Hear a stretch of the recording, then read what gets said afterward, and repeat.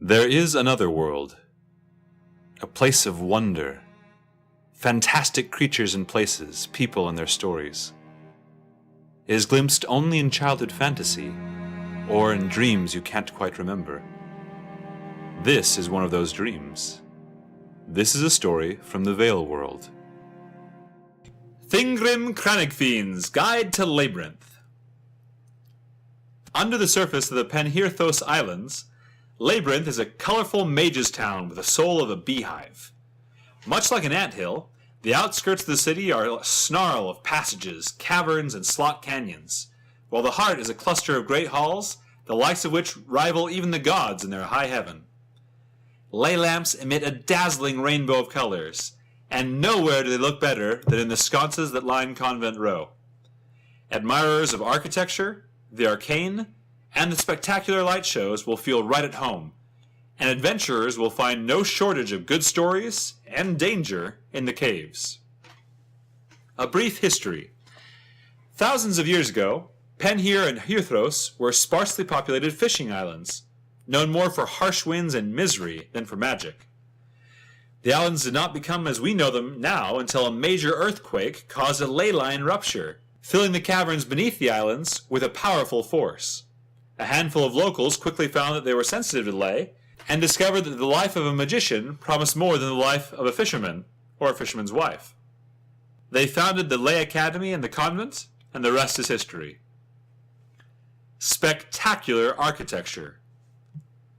Those who can afford to travel for pleasure visit Leybrinth for the architecture.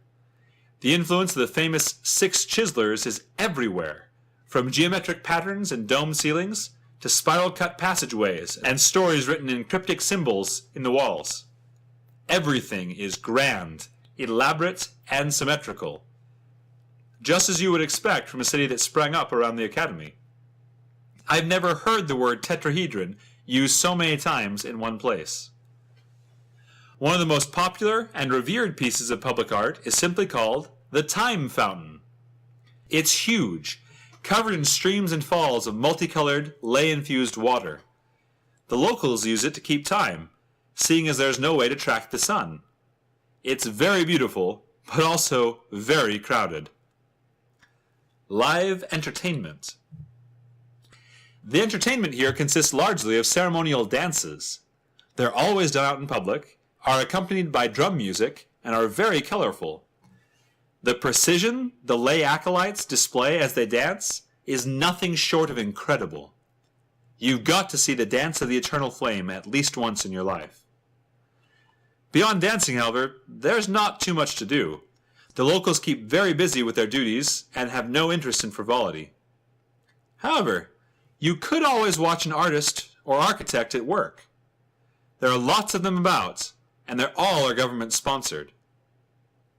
Making the most of your stay. Get lost in the caves.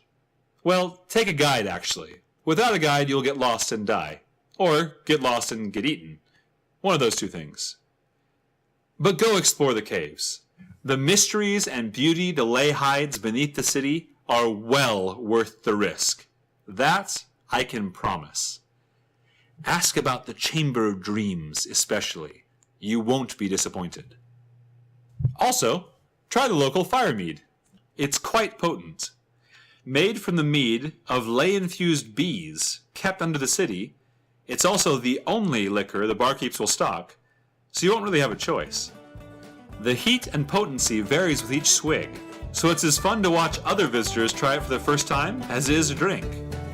Grab a seat with a good view of the bar, and settle in for an amusing evening of traveler watching.